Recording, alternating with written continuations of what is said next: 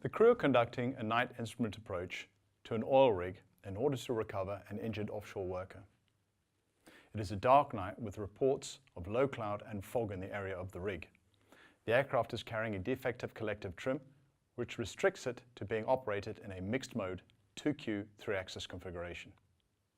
We join the crew as they brief for the approach. The pilot at the right seat is the pilot flying. As you watch the clip, consider which elements of the automation guidance were well applied and which elements could have been applied more effectively.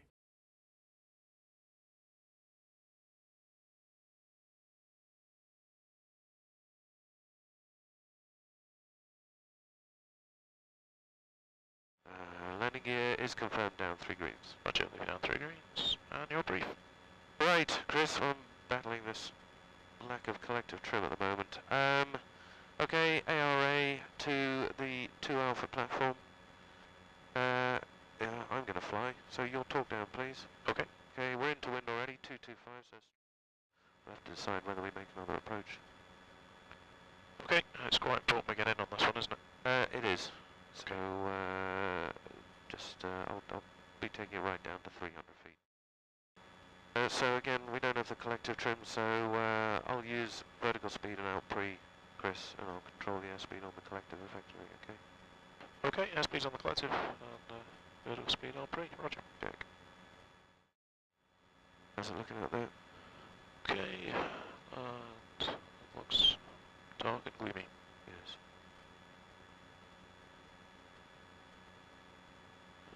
Okay, 1.5 miles, right turn, 235 degrees. Roger, right turn, 235. He's looking outside. Maybe just starting to get visual now. Is that the rig, 11 o'clock? Yes, I think so. We'll just bring it in a bit closer and give you a better fighting chance. I'll just offset it a bit more. Roger that. The radar picture here. Is that opening up a bit more for you? Yeah, well that's starting to go a bit low actually. It's a bit shallow. And lost visuals. Hang on. Check airspeed. Hang on. Minimums. Just correcting. Roger that. What's my power for this? It's 103, 75, 80 is good there. Okay, height's steady 300, airspeed talk me through, man. Talk me through. Airspeed's building, heading, heading's good, speed's building, height's good.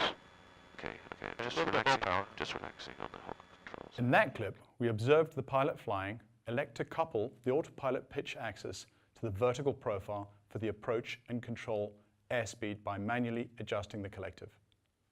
To maintain the vertical profile, the autopilot pitch axis was initially coupled in vertical speed mode, and then in altitude mode to maintain a minimum descent height of 300 feet.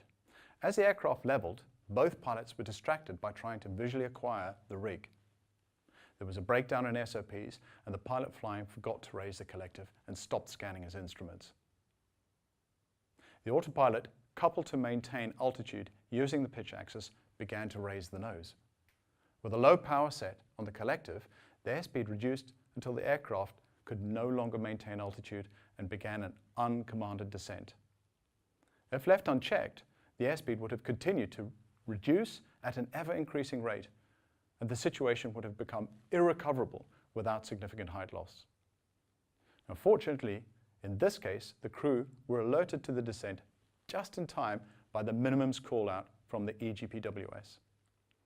The pilot flying then initiated a recovery action, which required an overtorque in order to arrest the descent.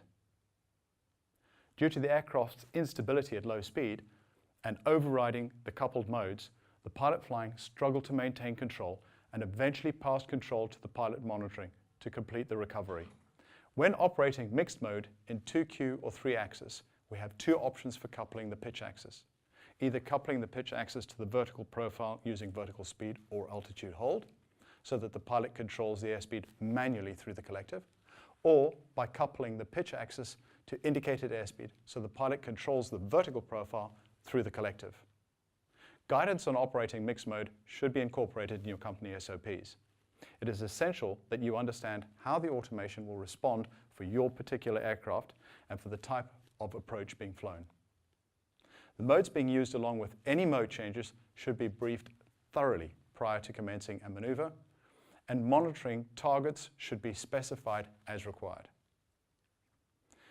In this next clip, we join the crew as they brief the approach.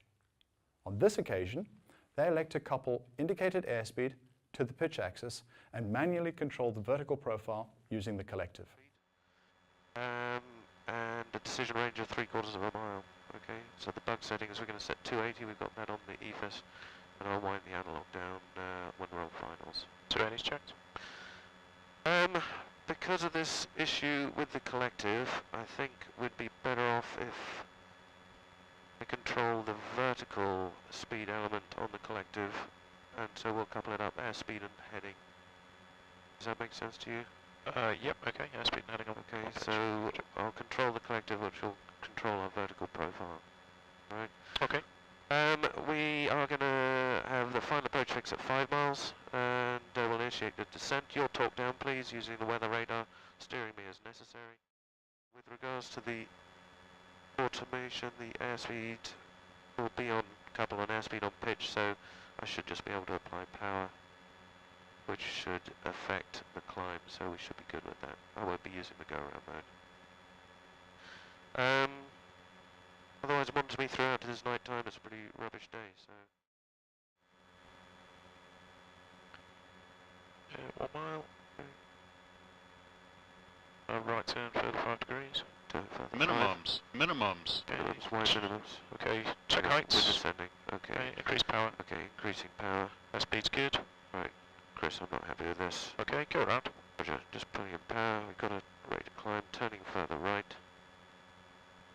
Further right turn, 285 turn advance, 285 checked. In that clip, there was still a breakdown in SOPs. As the crew reached the minimum descent altitude, they were alerted to the descent by the GPWS warning. However, the recovery was considerably easier. The go-round had been discussed and briefed, and the decision to couple airspeed to the pitch axis prevented an unstable low airspeed condition from developing. To initiate the go-round, the pilot flying merely had to raise the collective to set climb power and turn onto the missed approach heading. When deciding which configuration to use, it is worth considering the protection provided by the GPWS. In both those scenarios, the GPWS provided a warning of altitude deviation due to the altitude bug setting. However, there is no such call-out for a low airspeed situation, and in both scenarios, the crew only received a warning as the aircraft began to descend. As the descent occurs as a secondary effect of the reducing airspeed, a low airspeed warning would have alerted the crew to the developing situation earlier and would increase the chance of a successful recovery, particularly when at low level.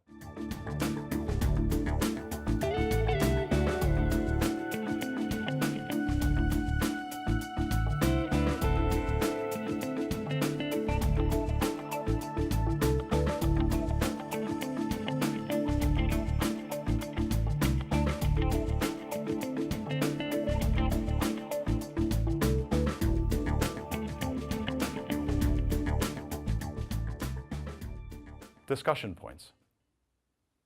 What threat and error management issues should have been considered for this sortie? Under what circumstances do you choose to couple your autopilot in 3-axis 2Q or 4-axis 3Q? How would you configure the autopilot in 3-axis 2Q across all phases of flight, and why? What human vulnerabilities were evident and what were the consequences? Which elements of the automation guidance were applied well in this scenario?